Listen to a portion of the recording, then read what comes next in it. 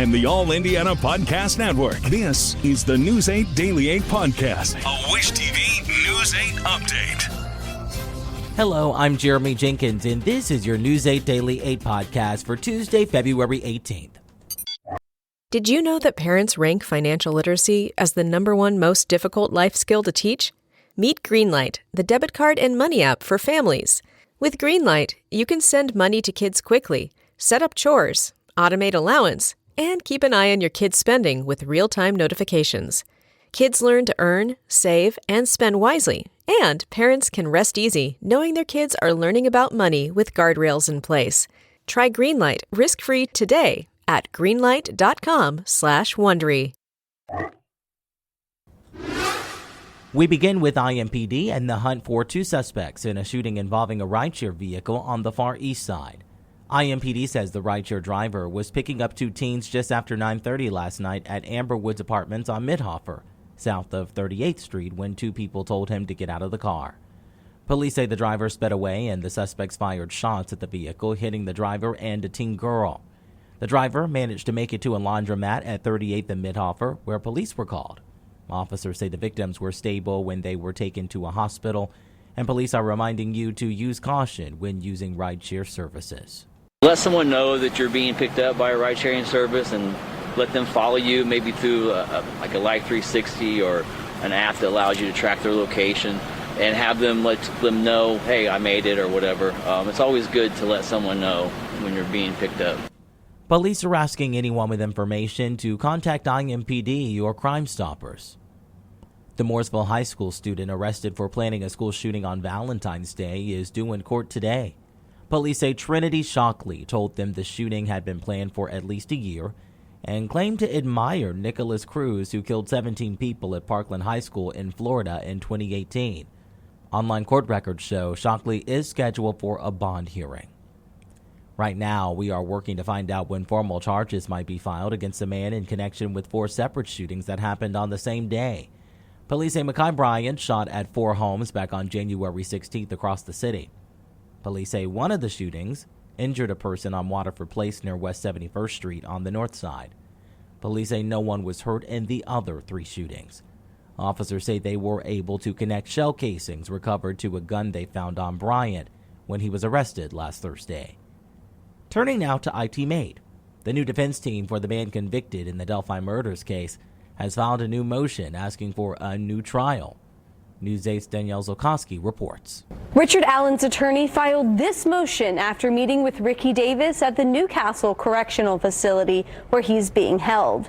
Davis says other men confessed to the Delphi murders, and he told prosecutors before Allen's trial last fall. Ricky Davis told attorney Andrew Baldwin Ron Logan confessed to being involved in the Delphi murders, and that 2 others were also involved.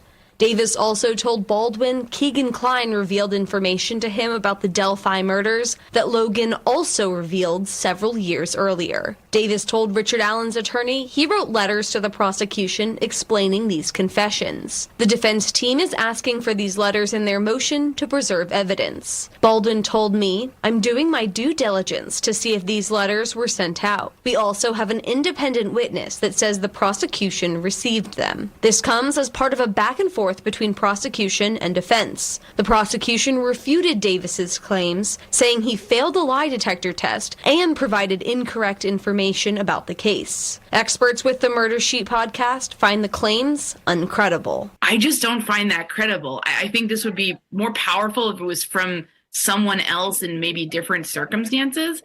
But coming from this guy at this late date, I'm very skeptical of this. When you look back at the history of this case, the defense has a tendency to make extravagant charges, for lack of a better word, that don't necessarily tend to pan out. Baldwin tells News 8 he wants to know if these letters to the prosecution exist, and if they do, why he was not given a copy before the trial. He says he has not heard back from Carroll County prosecutor Nick McLeland. Baldwin says if this motion is successful, it could eventually lead to a new trial with new evidence. Danielle Zolkowski, iTeam8, Wish TV, wishtv.com, and follow us on Facebook for updates. Leaders of an Eastside church say they plan to rebuild after a fire damaged their building. The Indianapolis Fire Department says it took them and crews from Lawrence about 2 hours to control the fire yesterday afternoon at the Church of the Living God at 38th and Shadeland. Firefighters on scene say they believe the fire started due to an overloaded power strip. IFD says crews were able to recover a 50-year-old organ from the collapse area of the church. No injuries have been reported. Let's talk sports. The Indiana Fever continued their off-season overhaul, signing a player already a familiar face to some in Indiana. Yesterday, the Fever announced they signed free agent forward Brianna Turner. She started Notre Dame and helped them to a national title back in 2018. Turner spent 5 seasons with the Phoenix Mercury and last season with the Chicago Sky. The defensive specialist has earned all defensive team honors twice in her career. Turner is the latest addition to a Fever roster that now features 5 All-Stars and the last 2 WNBA Rookies of the Year in Caitlin Clark and Aaliyah Boston. And Turner's alma mater is now the number 1 ranked women's college team in the country, according to the latest AP poll. That's the first time they have been ranked 1 in more than 6 years. Notre Dame has won 18 in a row. They beat Duke last night, 64-49. When it comes to the weather, we are seeing frigid temperatures and even some snow in some areas. Meteorologist Tara Hastings has your News 8 Daily 8 forecast. It's going to be cold for the next couple of days, too. We're also tracking some snow. Yippee, right? We're going to see the possibility of a few slick spots over the next couple of mornings. Live look downtown here. This is the Ferris wheel at the Children's Museum. We've got mostly cloudy conditions in play.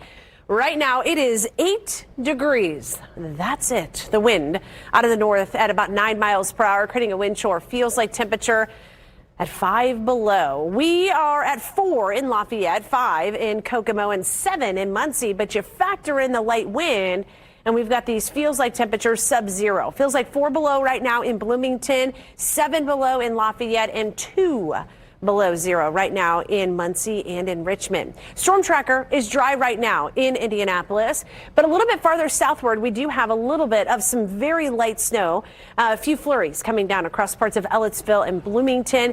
Maybe a dusting in some spots here early this morning, but that's about it. Otherwise, just mostly cloudy conditions. 12 expected by lunchtime today under cloudy skies, and we'll only get up to 15 later in the afternoon. But look at the wind chill values. These are the feels like temperatures. They will stay into the single digits later this afternoon. So incredibly cold conditions expected for the day today, and not really going to see too much in the way of sunshine at all. 15 in Richmond as well, 18 in Bloomington and Columbus, and 16 later this afternoon in Lafayette. We are going to be talking about another cold night, but also tracking some snow later on tonight for parts of the state. We'll talk much more about the snow that we will see, all in my full forecast. To get a peek at Tara's full forecast, just head over to wishtv.com, or you can download the Wish TV Storm Track 8 app. And don't forget to check out our Storm Track 8 weather blogs. This has been your News 8 Daily 8 podcast for Tuesday, February 18th. I'm Jeremy Jenkins for Wish TV, wishtv.com, or follow us on Facebook for updates. This is the News 8 Daily 8 podcast, a Wish TV News 8 update on demand. For even more, on demand and on the go. Connect with Wish TV on Facebook at wishtv.com and on the free Wish TV mobile app. Thank you for listening, and be sure to like, subscribe, and follow this podcast for updates every weekday morning on the All Indiana Podcast Network and wherever you get your podcast.